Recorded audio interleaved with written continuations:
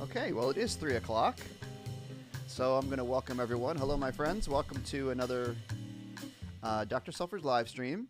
My name is Dr. Selfridge. If you're new to the show, we do music questions and music requests. I'll play requests. I can help you learn something about music that you want to learn about. And what we always like to do is, of course, put your questions and comments into the chat. And I always like to know, especially if you're new to the show, I like to know where you're watching from, what part of the country or what part of the world. It's always interesting.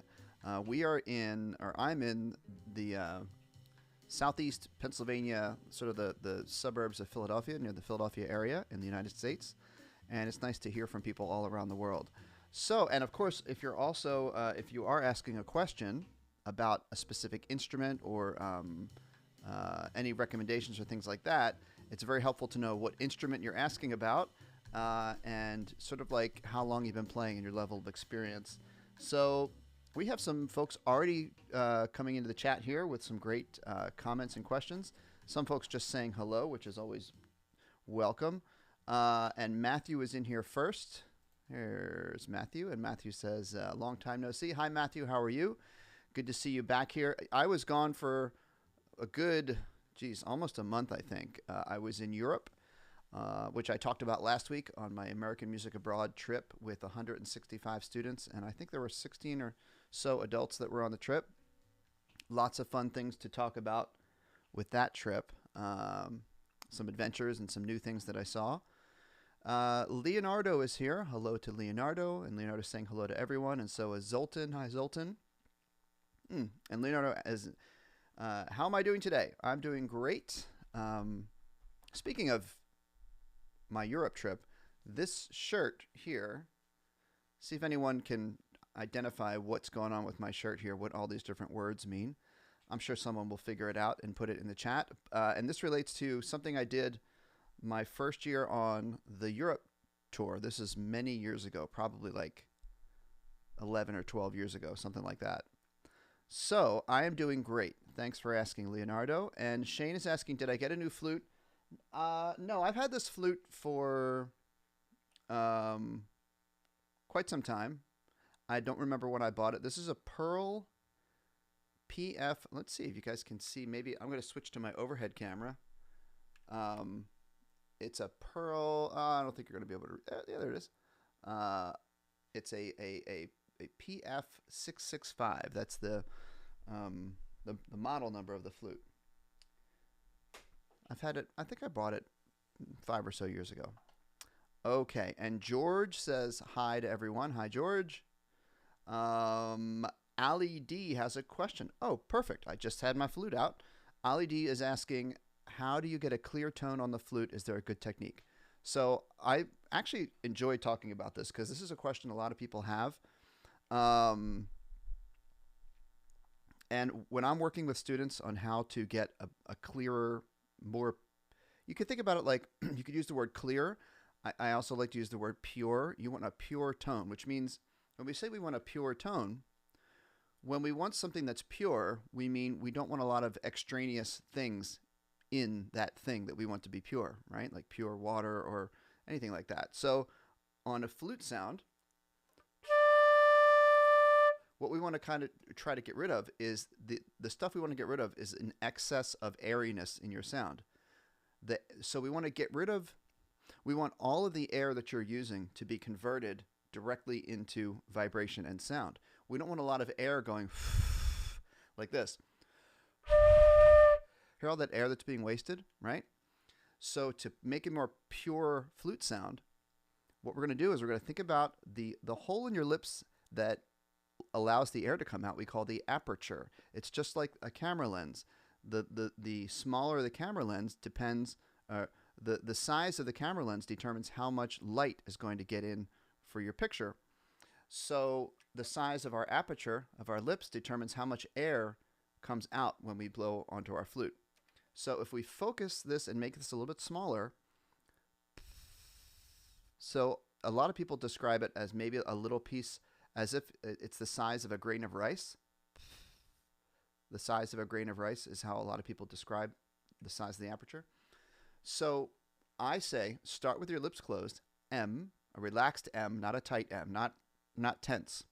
A relaxed M, as if you're sleeping and you have a straight lips across like this, M, a little bit firm in the corners, just a little bit firm against the teeth. And then when you send your air through the middle of your lips, it's as if the air is pushing its way out from your lips, and it's like starting with the sound of the letter P.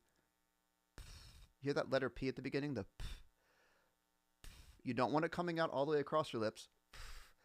Right in the center, like a grain of rice. And then we find our flute head joint, the embouchure hole right here. Make sure it's centered right in the center of your lips. It should be, you should just be able to feel the edge of the embouchure hole right underneath your lip here. And then we make that sound, that watch.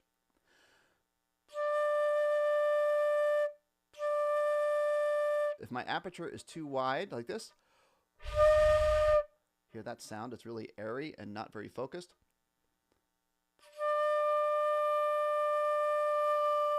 And if we really focus it, sometimes you get a little bit of a shimmer to the sound, a nice like sparkle to the sound.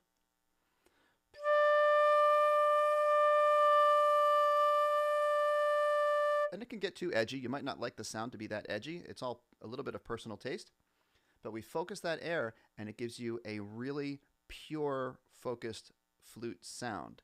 And you won't have all that extra air. And a bonus of doing this is you can hold your notes longer because you're not wasting a lot of air to make your note. You're conserving a lot of air. You can hold your notes much longer. So that is what I teach for working on your flute tone. Okay. Matthew, how many different instruments are in the key of B flat? That's a very interesting question. I don't know if anyone has started to answer this in the chat, but let me think. Instruments in the key B flat. So for those of you that might not know about this, instruments are pitched in different keys. So when we say an instrument is in the key of B flat, that means, for example, a trumpet. Trumpet is an example of an instrument in the key of B flat. Whenever we say an instrument is in the key of blank, the key of B flat, that means that when the person playing this instrument, playing a trumpet, when I'm a trumpet player, right? When I play what in my mind and on my trumpet music is a C, the note that's actually coming out according to the piano is a B flat, right? So I'll play what I know of as a C on the trumpet. Let me turn my keyboard up so you all can hear that. I'm going to turn my music off. Is my music still going? Yeah, I'm going to turn that off. And I want to turn my piano up. Okay, so now you're going to hear my piano. Okay, so this is a... Ooh.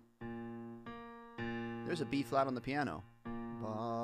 It's going to be a C on my trumpet.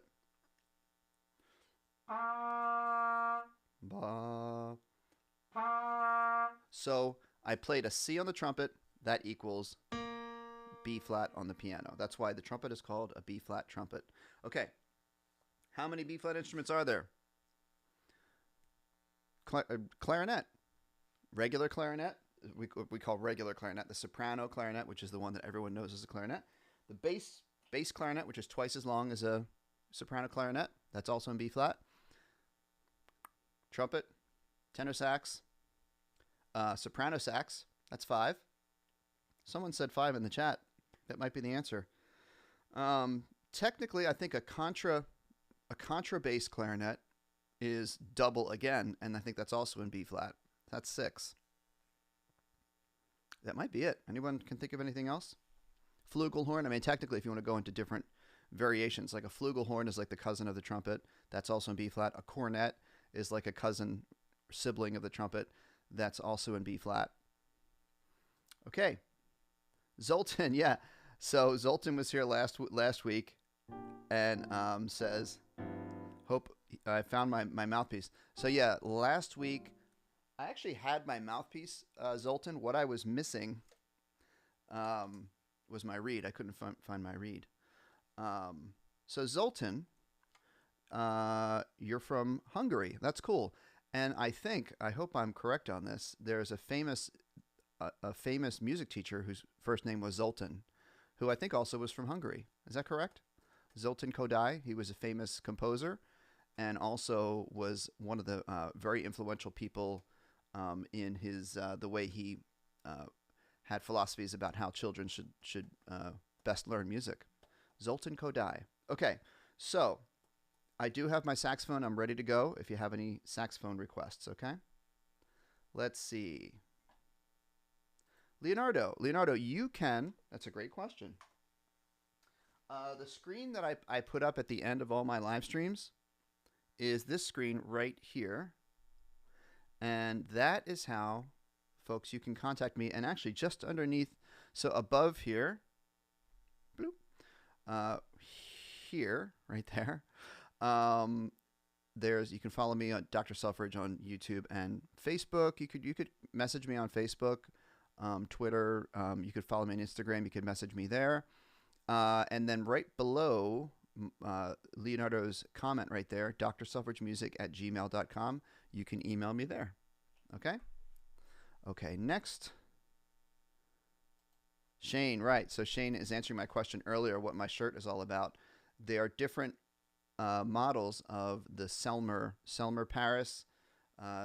They have every, I don't know, a couple decade or so, they come out with a new sort of their top model, and they all have different names. So there's the Balanced Action, Super Action, the Model 22 and 26. I'm actually not too familiar with those. Oh, there we go. The Mark 6 right here. I'm backwards trying to do this with my shirt. There we go. The Mark 6 right here. My Alto is a Mark 6. Okay, so I don't get any benefits or endorsements from Selmer, although I would welcome that, but because I love Selmer saxophones. And then I think also on here, reference, yeah, here we go.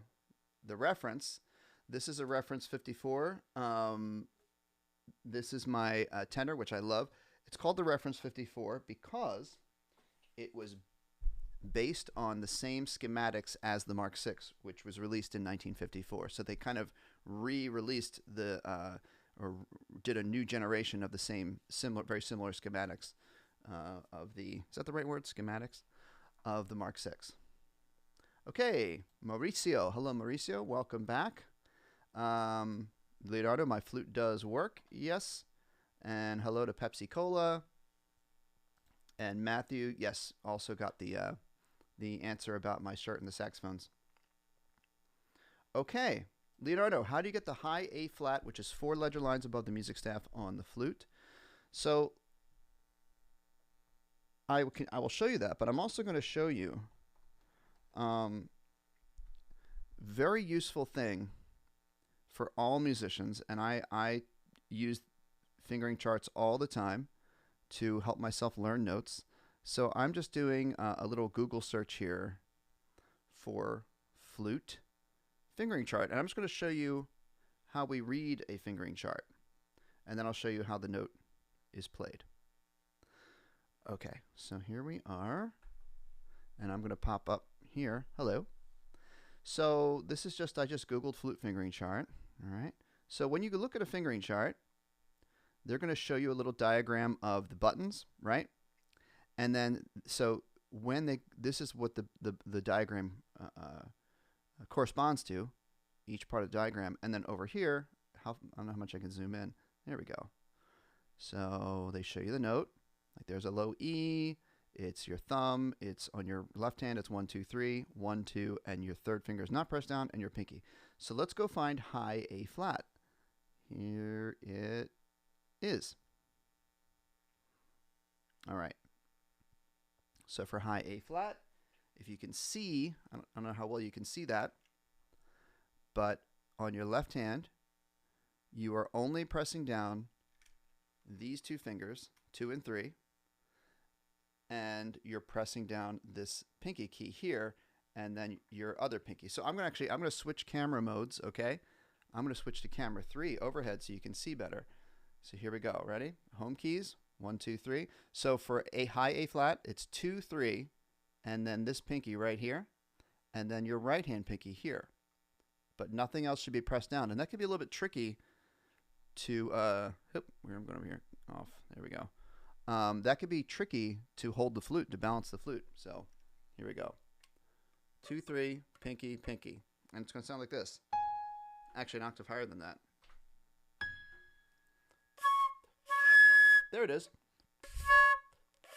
And I'm not really warmed up, so I get my low A flat. So the question, actually, this really relates to what we were just talking about a little bit earlier when we're talking about how to get a good sound on the flute. The same thing I was talking about with focusing your aperture. The more you focus your aperture, it's going to help you get higher notes, higher overtones on the flute. So to get that high A flat, not only do you have to press the right keys down, you have to really focus your aperture very, very tiny, and also push the center of your lips away, or like away from you, like you're pushing your lips towards the music stand if there's a music stand in front of you. So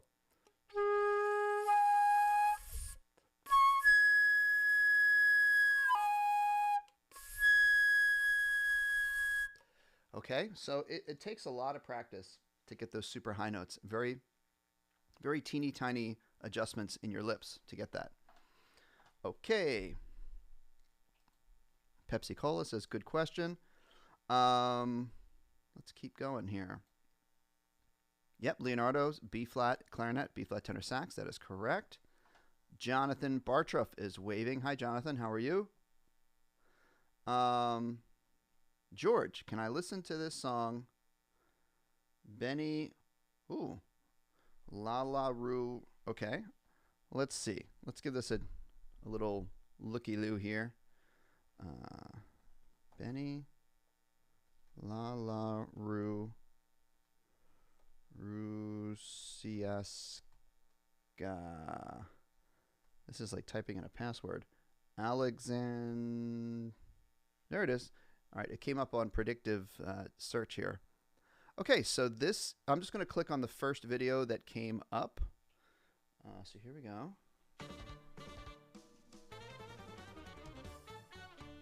Oh, I already like it.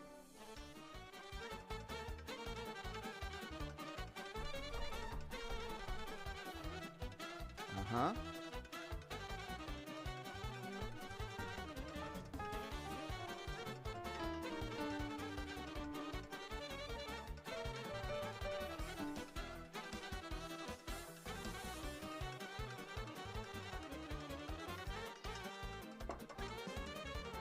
Whoa. That's a cool little, sometimes in music we call it a lick, a little musical phrase that's kind of cool. Where is it?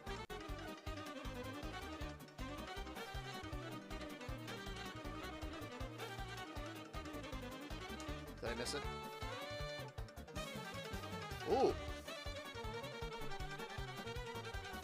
This music is like so energetic, and it's got so much complexity to it, and meaning it's very different from other styles of music that will a lot of times will just stay in one scale or one key.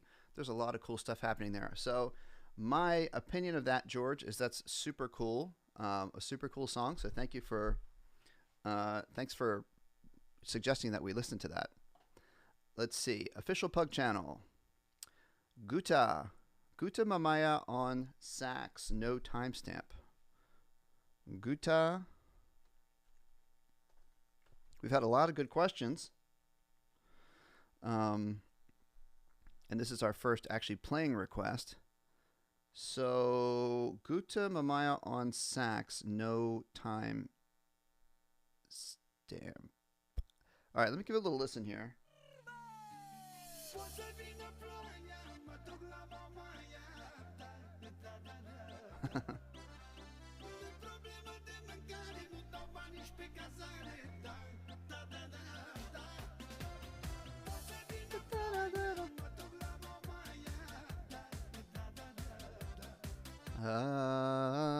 Okay, what key are we in?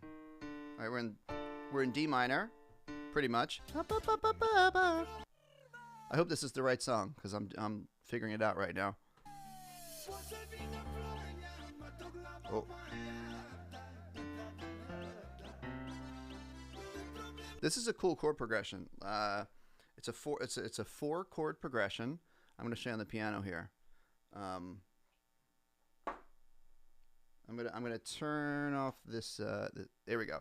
So I should restructure this a little bit so you guys can see my keyboard. But anyway, this song is in D minor, and then it goes to B flat. So it's in D minor, and then B flat, and then F, and then C, then back to D minor.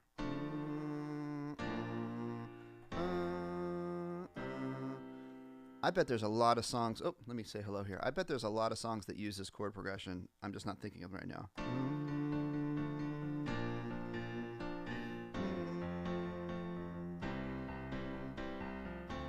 It's on the tip of my tongue. Just can't. Very catchy chord progression. So that's what's happening. I'm gonna do a little bit of the sax melody, okay? A little bit of the little bit of the singing melody on the sax.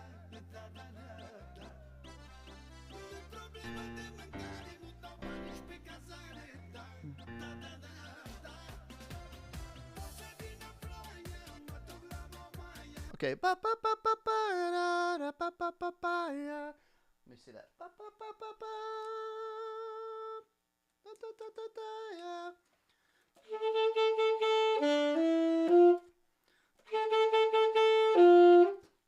Wait.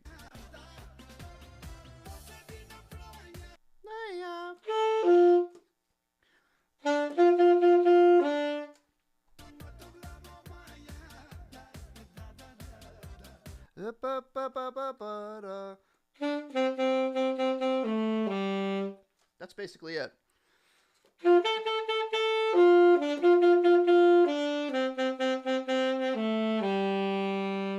That's the first part of the melody. So that's a really cool song. I don't want to take too much time on one request, but that's basically it, that cool chord progression.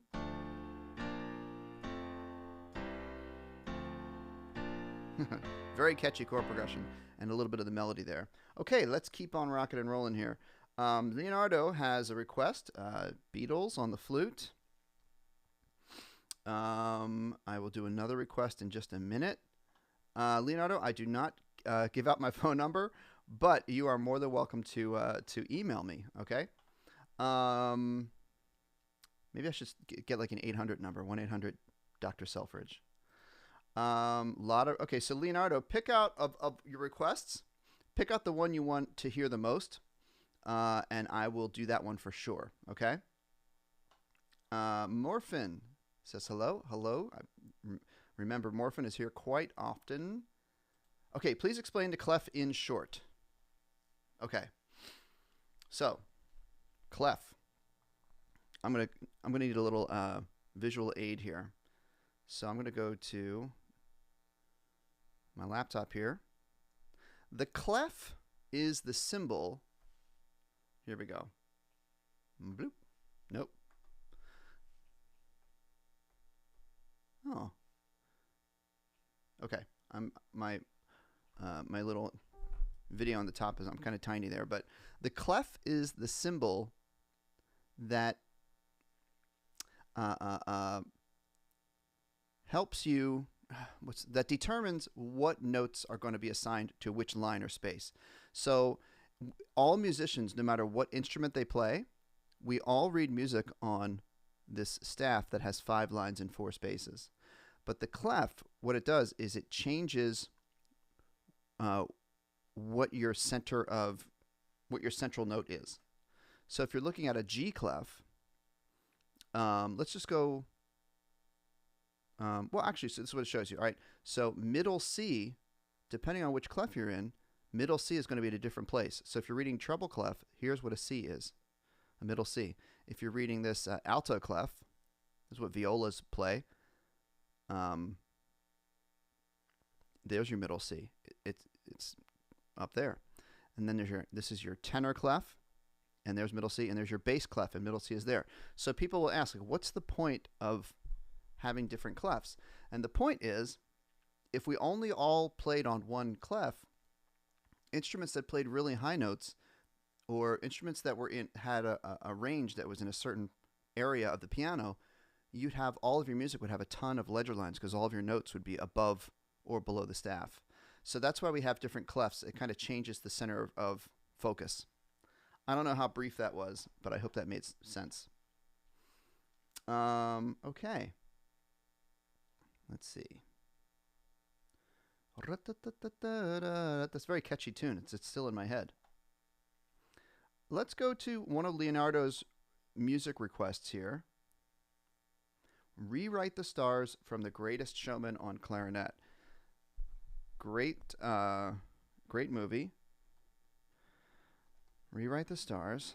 And sometimes, as you guys know, when I type this stuff in to find it, sometimes if you just type in the phrase sheet music, you sometimes are fortunate and find a video. All right, so here it is there's different versions here.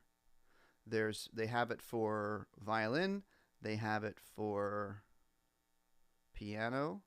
Let me look at this one here. Let's see how this goes here.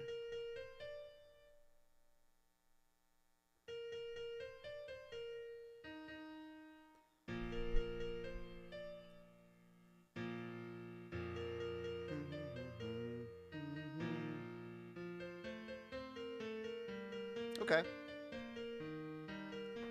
I'm going to play along with this. And Morphin says, thank you. All right. I'm glad that made a little bit of sense.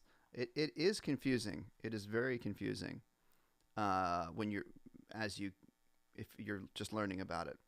Okay. So Rewrite the Stars. I'm going to play along with this. I wonder if I can find one that's got like kind of a better like accompaniment. Let me see. How about piano tutorial?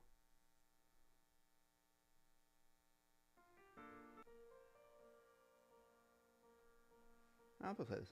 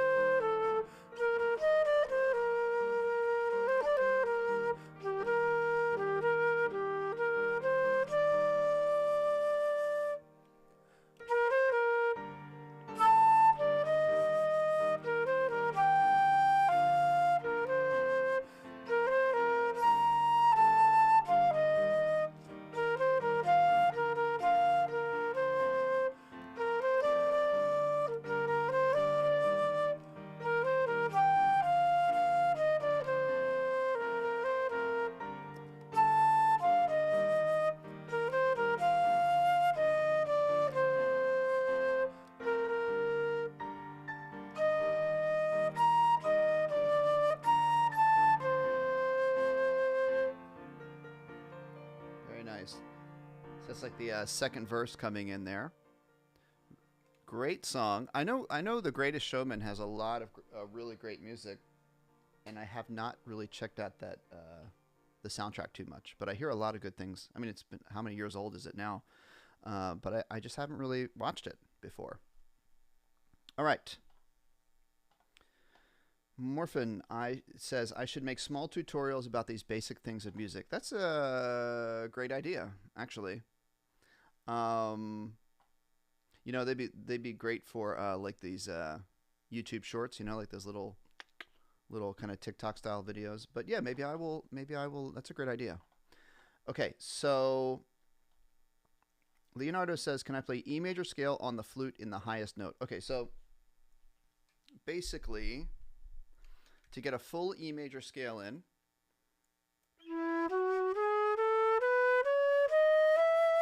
that's the lower octave of the flute to get the full scale in, and then a full scale going higher.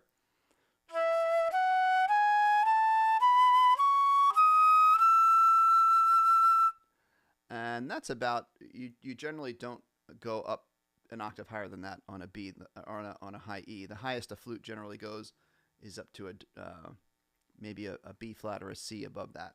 So there's a 2-octave E major scale.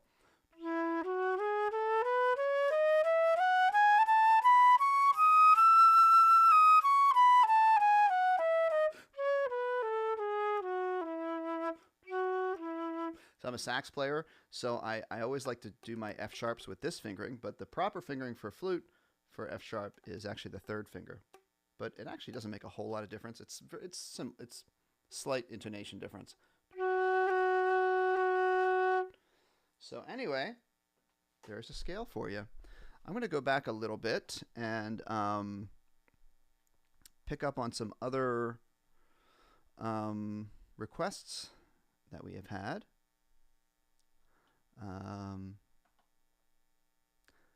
Please play the LCC CWC 2019 Cricket World Cup theme song. Wow, there's a lot of factors in there. Let's try this. Okay, so I'm going to go 2019 World Cup theme. Lauren. Okay, official video. All right, let's see here. I gotta go back to my all right,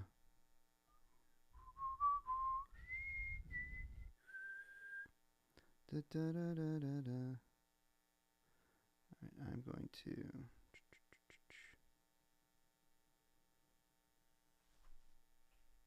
there we go. Oop. Just gonna make my image a little bit bigger there. Let's come down a little bit. There we go. Okay. So what we are going to do is, there I am. Okay, we're going to go to the video. Here we go.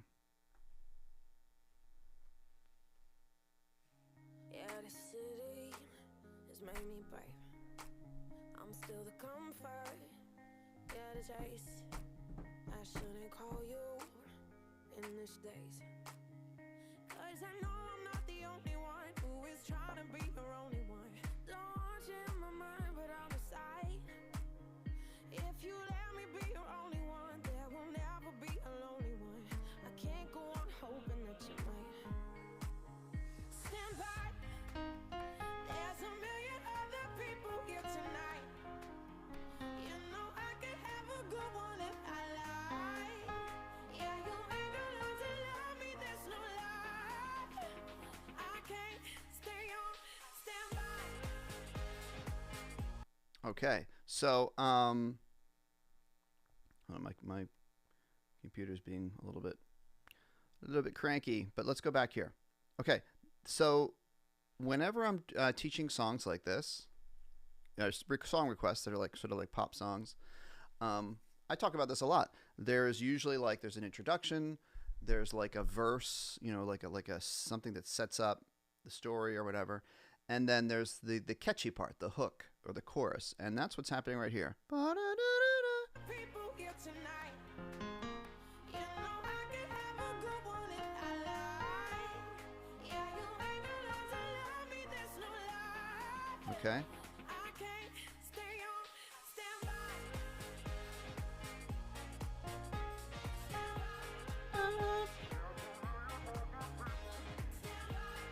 So when she sings "Stand By," that is an A flat on the piano.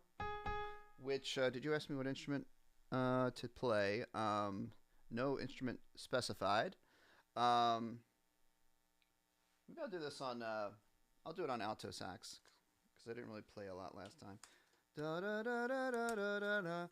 And this is in A flat major on the piano, which makes it in F major for alto sax, which is kind of nice. Okay. So when they say "stand by," that's an F on the alto sax. Let me get some more of this hook.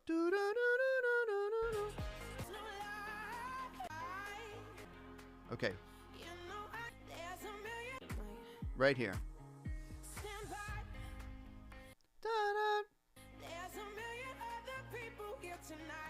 Okay.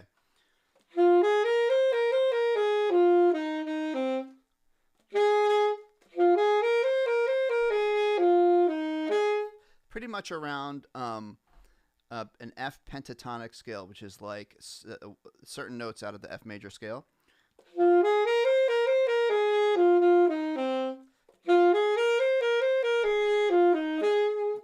see if I can play along with it, more or less.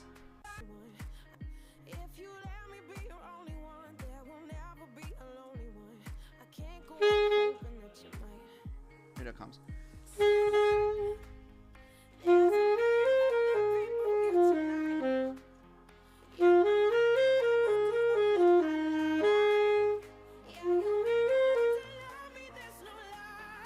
And she was higher there. So that is basically the tune. Nice catchy melody with just a few notes in the major pentatonic scale. Okay.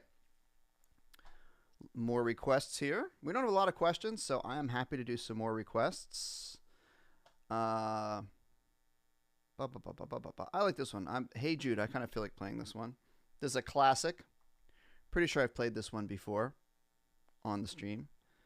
Hey Jude, sheet music on alto sax. Perfect. Let's see. Yep. Hey Jude, alto sax. Boom. Let's try it. Wonder if we have a good accompaniment here. I know my picture's kind of covering up a little bit. Oops. Oops. Okay. Take two.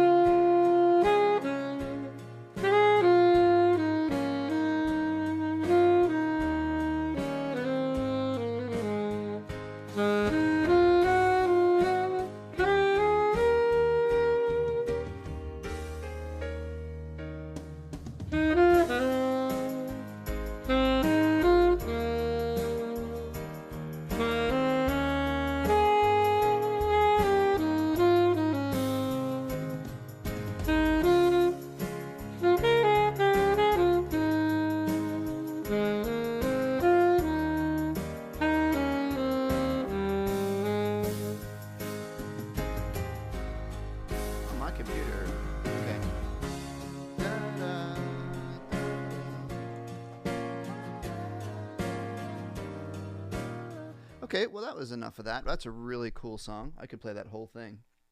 I really like that song.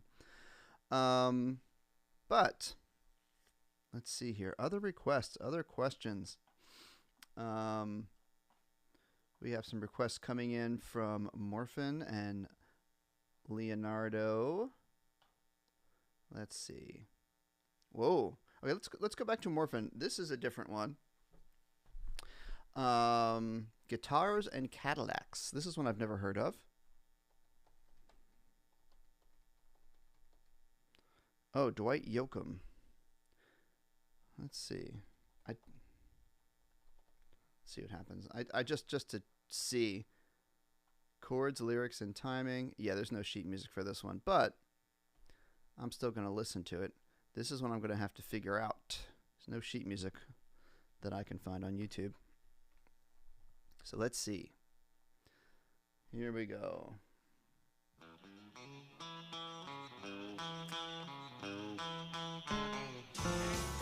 Oh. Girl, you taught me how to hurt real fast.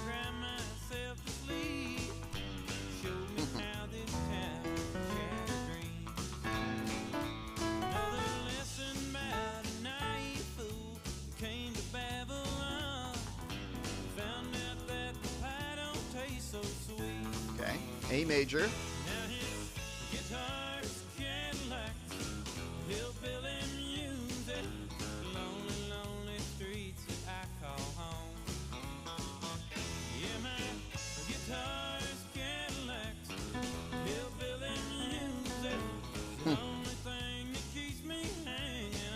Okay.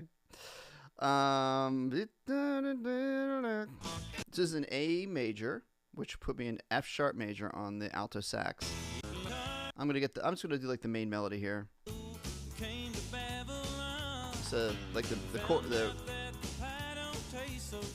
lyrics or the chord.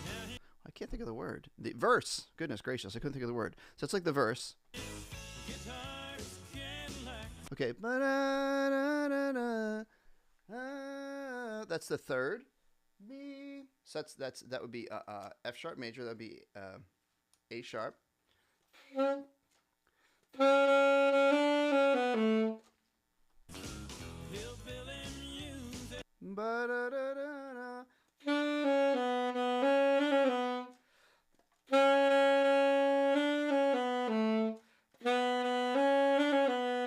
That's the first part.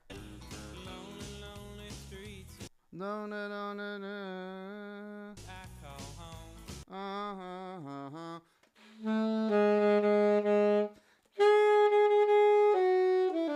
Ah. That's it. I think I have to play all but up an octave. So this is an example of, depending on the instrument, the melody will sort of sit nicely for certain instruments in their range, and other instruments it's a little bit awkward. Like I play the beginning of this on alto sax in the low range, but then I run out of room on my saxophone, so I have to take everything up an octave.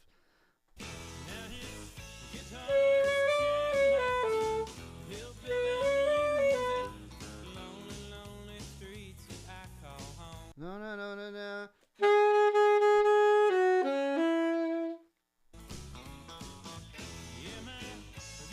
So that's basically the tune there.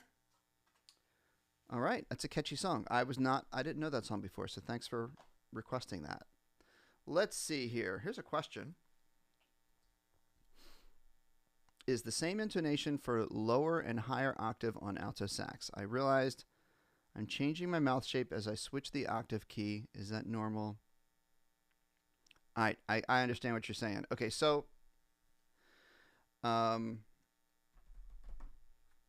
this has a lot to do, and this is for not just alto sax, this is for tenor sax too. So, if you find yourself having intonation problems on the saxophone, one of the most common ones is when you go to the high octave of a note. So say we play a B.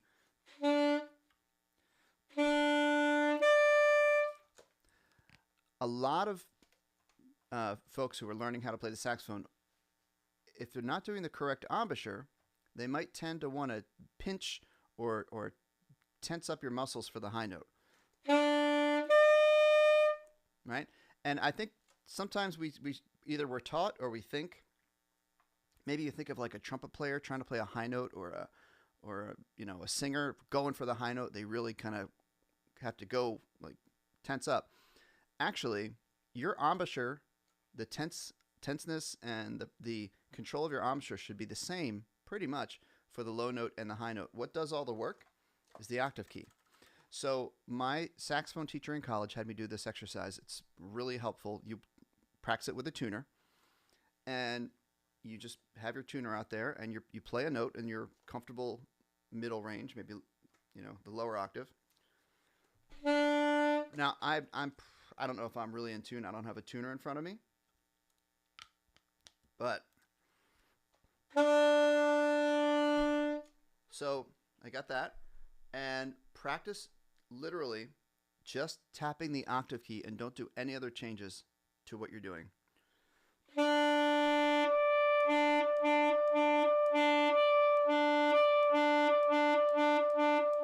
And find an embouchure.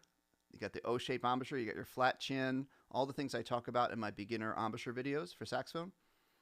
And you should not be moving your jaw. You shouldn't be tensing up your muscles. The octave key should be the only thing that changes.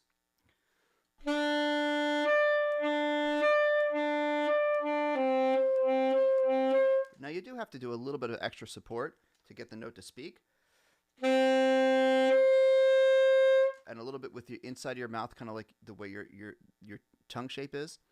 But there shouldn't be big changes, okay? So that's a gradual process of practicing with a tuner. Okay. Good question. That was a very good question.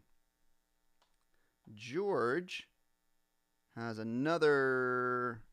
I can predict this is going to be a tricky one, but let me see what happens here. Sarba de la Nord, there it is.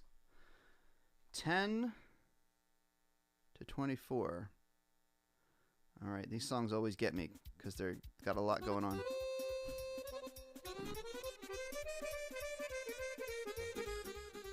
Whew. All right.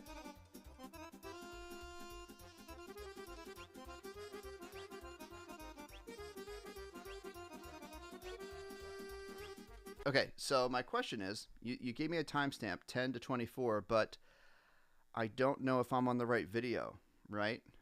So, George, if you let me know what exact video I want to be looking for, so I'm not like teaching you a part that you weren't asking for, okay?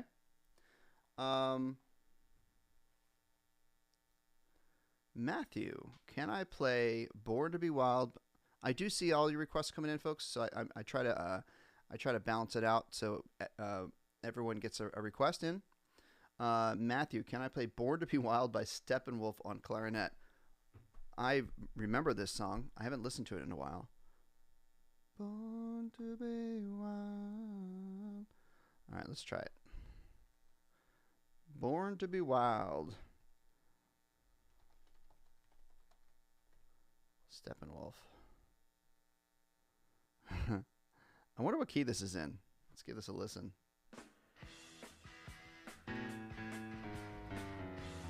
It's in E, which is not unexpected.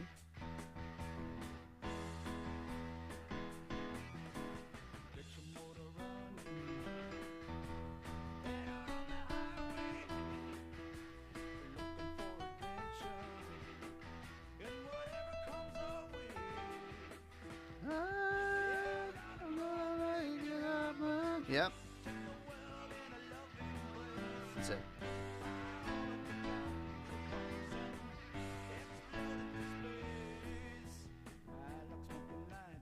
Okay, so a lot of this is based off of the minor pentatonic scale, because you can't see. Sorry. Da, da, da, da, da, da.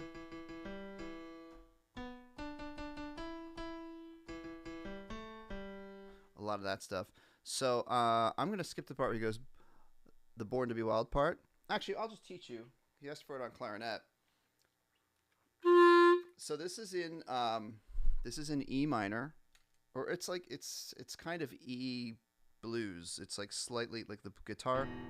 I can't tell if the guitar is playing just E power chord or E major. Let me listen. It's definitely major, E major, but the melody is minor pentatonic. Da, da, da, da, da, da. Okay. So F sharp minor for clarinet. So it's not super easy.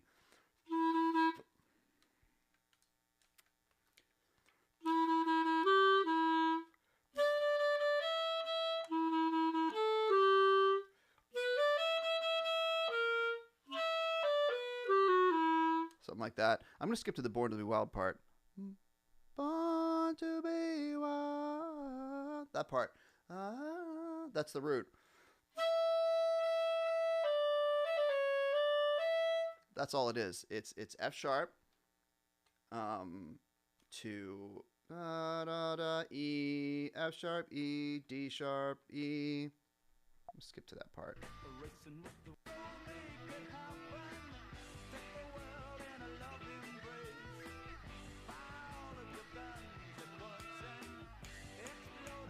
And there's just like this would be called like the pre-chorus, like it's getting there. Never gone. Yeah. Pretty simple. Same thing again. That's it. Classic. All right. E major, but F sharp. E major chord, E minor pentatonic, and F sharp for clarinet. Okay. Let's see here. So let's go. Okay, so George chimed back in. Orchestra Latari. There it is. Yes, it is. It's a different video. I'm going to make sure I got the right one. 10 to 30. Okay, so this is what...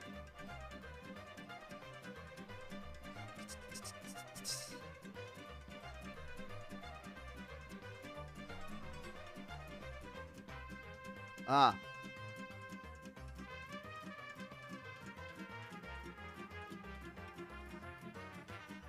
Okay. Very cool. All right, that's not too crazy to do really quickly now.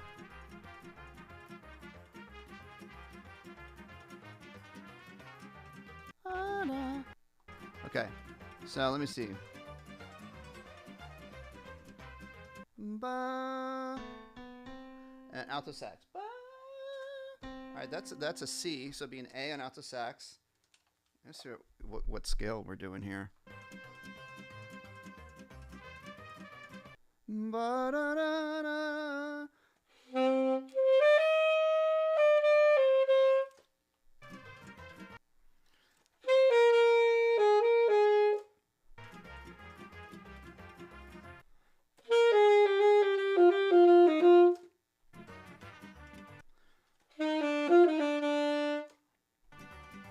Okay, that whole phrase actually sits pretty well in a pretty convenient spot on the sax because it goes down a C major scale on the alto sax, which is all natural notes. So I have to find the rhythm there.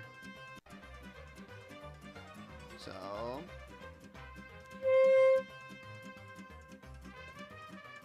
okay.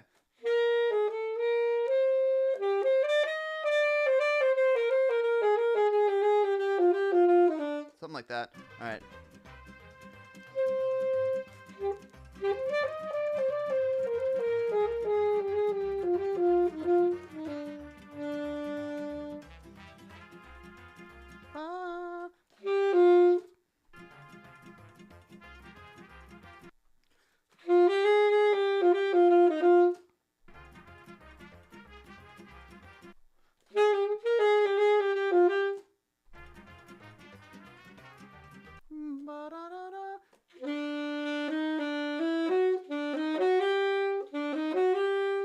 Yeah, that's the first time in the whole thing where there's like a non-C major note. Okay, so basically...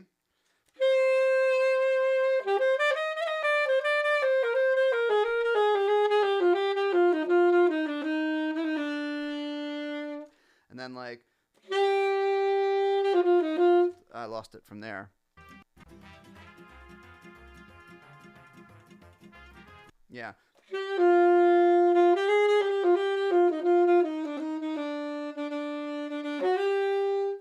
That's the idea. All right, cool. Okay, that wasn't perfect, but that was pretty much the idea of it. So let's see, folks, how are we doing on time here? We're at 3:56. So we're getting ready to wrap up. Let's see here. Okay, so as we are getting close to wrapping up here, Mission Impossible on alto sax real quick. You know what? I apologize. I haven't checked in with Dennis yet. Dennis, are you there with us? Dennis was on the line. Here I am. Hey, sorry. That's okay. I've just been moving right through everything, but oh, absolutely. Well, they've been very challenging today. Yeah. Give me a lot challenging a lot of requests. I like requests. We had a lot of questions at the beginning, a lot of requests at the end, but all good stuff, right? Bad, thank you. So everything going everything's good. well. Yeah, good. We got a nice storm last night that broke the heat. So. Oh God, yeah. Just breaking the heat is such an important thing. Mm-hmm.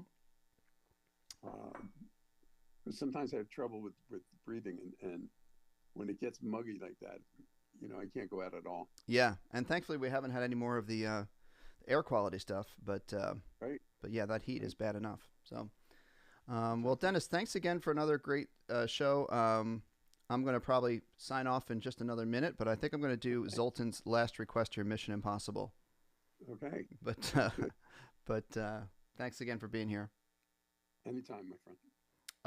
Mission Impossible. Bop, bop, bop, bop, bop, bop. Maybe this will be a good one to end with. Mission Impossible. I bet there's a play along for this. Mission Impossible. Play along. Tenor sax. Let's see.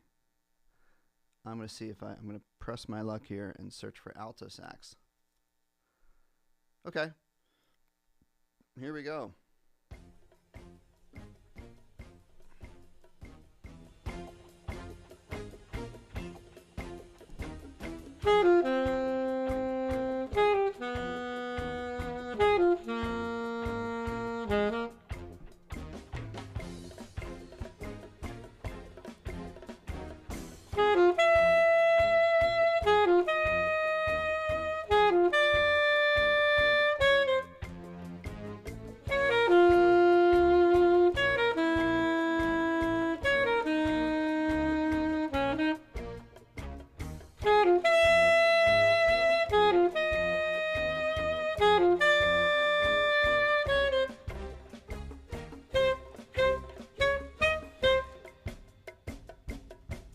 Okay, there's like a repeat there. But that is Mission Impossible for alto sax. Good request. Thank you, Zoltan. And we are pretty much out of time, everybody. So what I'm going to do is just remind you. Here we go. Remind you that once I sign off, you're going to see a screen where you can follow me on social media, and you can email me. Thank you, Leonardo. I appreciate that. And thank you, Matthew. I appreciate y'all being here. Everyone who was on today, I really appreciate it. Thanks to Dennis. Thank you to Teresa, who was helping us out in the chat. Please go ahead and give a like. If you're not subscribed, please subscribe to my channel. Really appreciate it. And we'll be back in another week for another great show. Okay, everybody? So have a great week. Have fun. And keep practicing. I'll see you soon. Bye-bye.